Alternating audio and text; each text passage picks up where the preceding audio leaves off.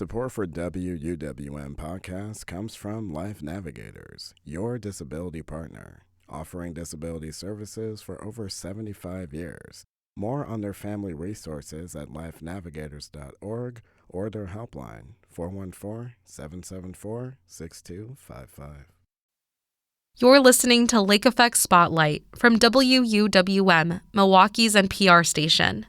This is one of our favorite conversations from WUWM's daily talk show, Lake Effect. Social media and attention-driven apps are shaping how young people think and feel and how they learn. A new documentary called Your Attention Please highlights the real-world consequences of social media and how it reshapes all of us. It also shows how a new generation of parents and teens are fighting back against big tech's agenda to keep us scrolling.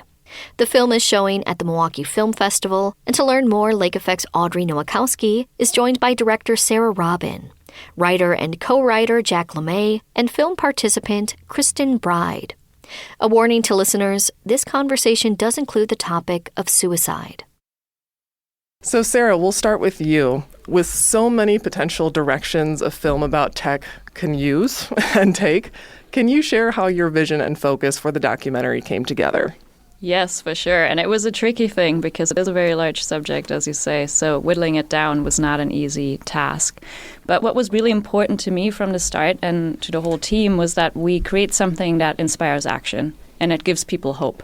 This is not another doomsday tech doc. This is a hopeful film. And even though it does wrestle with some very dark and difficult topics and it takes an honest look at the scale of the problem that we're facing, it, importantly looks at people who are actively working towards solutions and offers viewers a whole range of solutions of how we can approach this.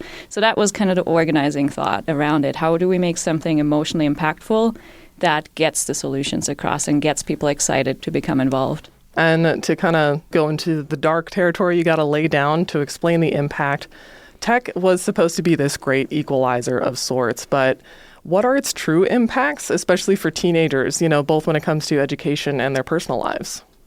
Yeah, what we've been seeing is that because technology right now is designed to keep us on the devices as long as possible, the business model, right, is engagement-based. So the longer we're on these devices, the more money these companies make. That disrupts a whole plethora of healthy, normal functioning, and I think it's particularly visible when it comes to young people. So anything from ability to focus, ability to socialize, to connect with people, stable sense of self, self-confidence, trust, trusting relationships with friends, all of that has been impacted by technology in ways that are often very invisible, and I think it took, over a decade for us to wrestle with this and get to a place where we now have scientific evidence that actually shows the links to social media. And so we've seen really a youth mental health crisis that in a lot of ways it's not reducible to just technology, but in a lot of ways it is connected with technology and with just how much time young people spend on social media and on phones. Right, because we can kind of feel the soft impact, like just as people interacting with this. But Jack, I'm wondering if you can speak to this about all the deep dive and research it takes to quantify that, especially when presenting it in a documentary so it's clearly laid out for people about the impacts. Yeah, I think that this experience was for us like a crash course in a survey and what this has done to humanity at large. We spoke to Vivek Murthy, the Surgeon General, who gave us a lot of hard data about teen usage of social media over 3 to 5 hours and how that doubles risk of mental health issues. We sort of tried to balance the film between these two worlds of looking at the quantitative effect because data is impactful and people want to understand it scientifically, but also we're not really going to push this needle forward unless we look at the subjective experience. What is this doing to real families, real people? What is the cost? And I think that's where the powerful story of Kristen Bride really is the emotional center and heart of the film. Kristen, to bring you in, you're joining us via Zoom today for listeners. You're a participant in the documentary Your Attention Please with the stark title of Parent Survivor. You lost your son, Carson, to suicide due to online harassment. But before we get into that and everything that's happened since, I'm hoping you can start us off by just sharing more about your son. Sure. Carson is my youngest son. He was the shining light in our family, very high energy, great sense of humor, made everyone laugh, started to get into acting and was really talented. And as a result of losing him, we have a very big hole in our family and in our hearts. With the doc and kind of framing your story, Carson's story, and a lot of families that joined you in your efforts, it starts with phone use. So you got a cell phone for Carson in 8th grade, right? That was the first time. How did things start changing after he got his phone?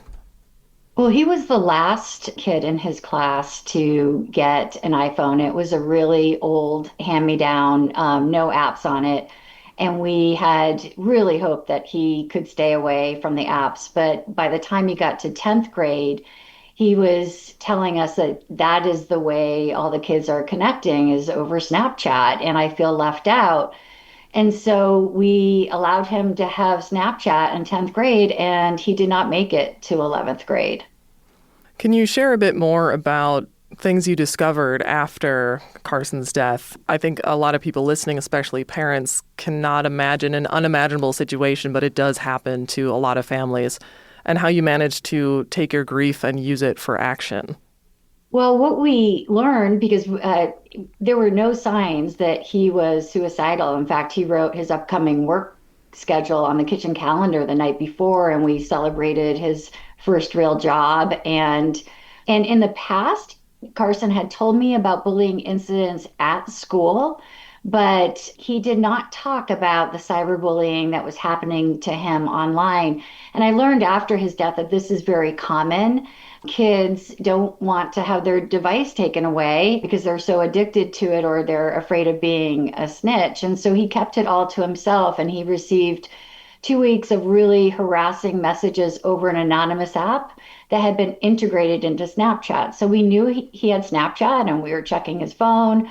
We did not know that Snapchat had allowed this anonymous app, YOLO, into their platform. And when you have anonymous apps, if you look at the history of these apps, when you give kids the ability to be anonymous and post messages about others, you can only imagine what that does in the teen world in creating drama. And this particular app had promised kids that they would monitor for cyberbullying and reveal the names of those who do so and ban them from the app.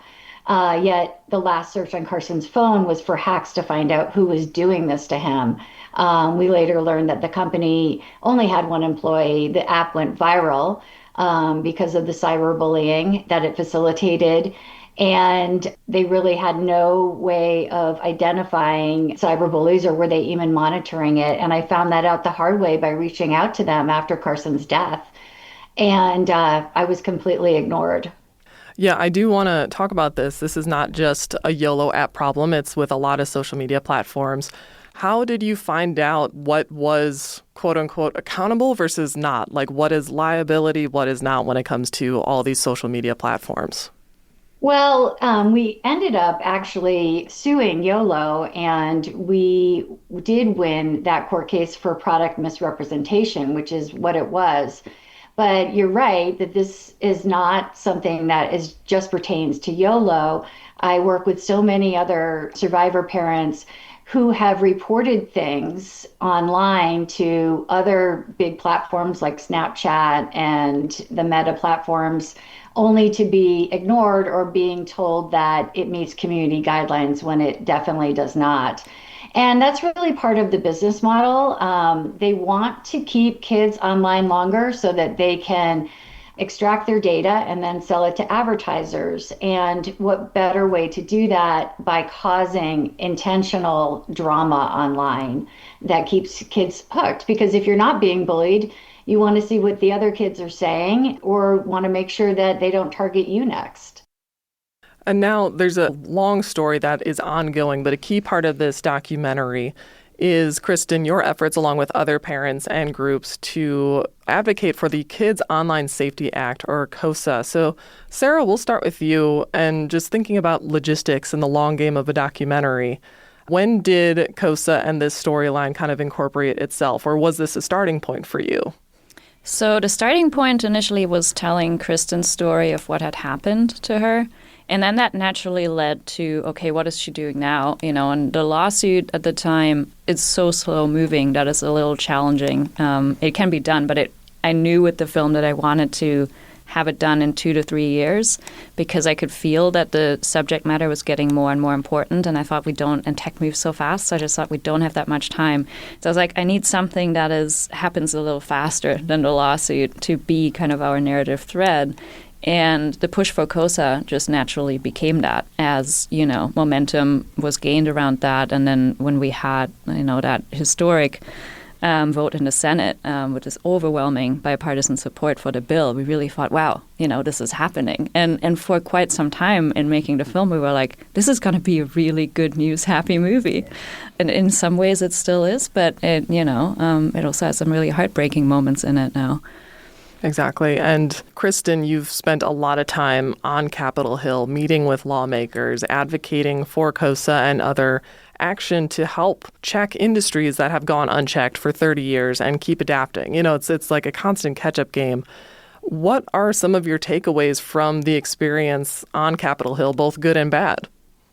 Well, the good news is that this is something that is bipartisan. Everybody cares about kids. And we saw that with that historical vote in the Senate for KOSA, the Kids Online Safety Act, in July 2024.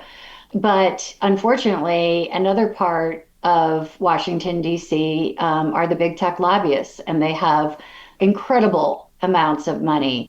And we definitely have to make this an election issue so that our elected officials are standing for families and not for big tech.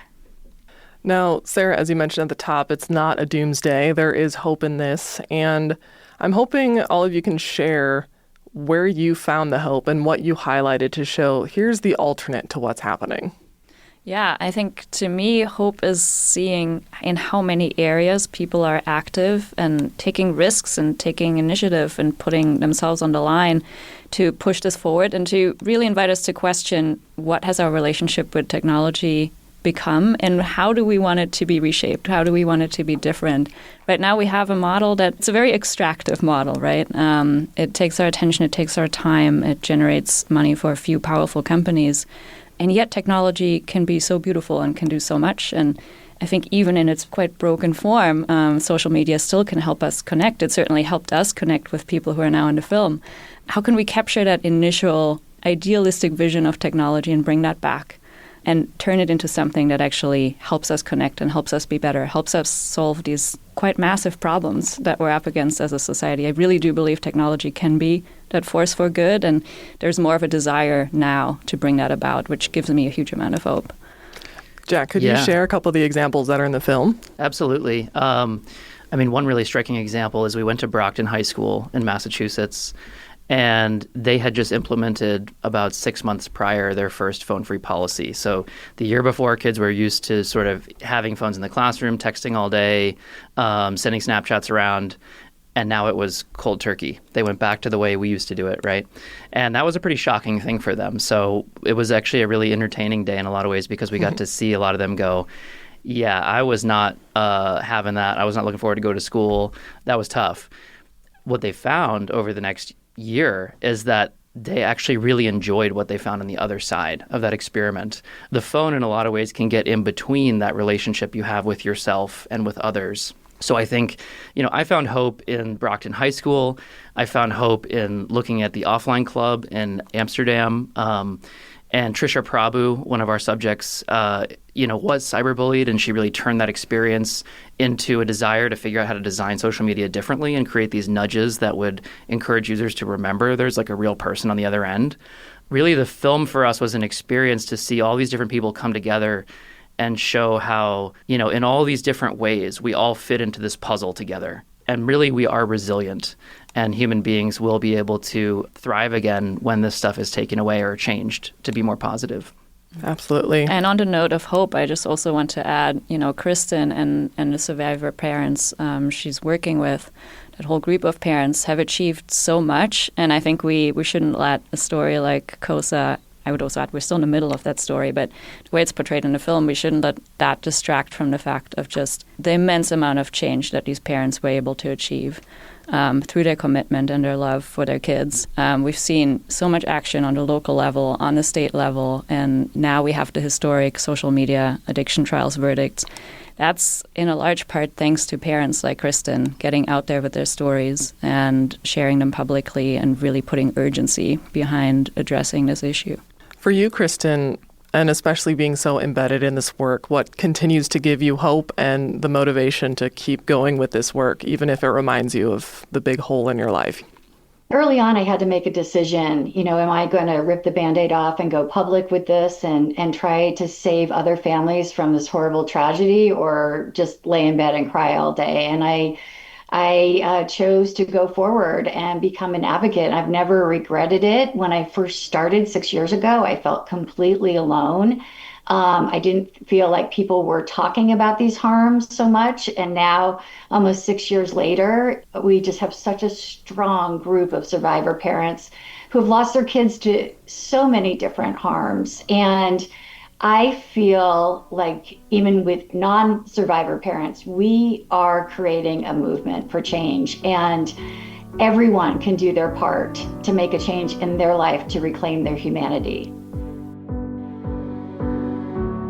Sarah Robin is the director, and Jack LeMay is the writer and co-creator of Your Attention Please. We also heard from Kristen Bride, who's a participant in the documentary. It'll be showing at the Milwaukee Film Festival this Thursday at the Downer Theater.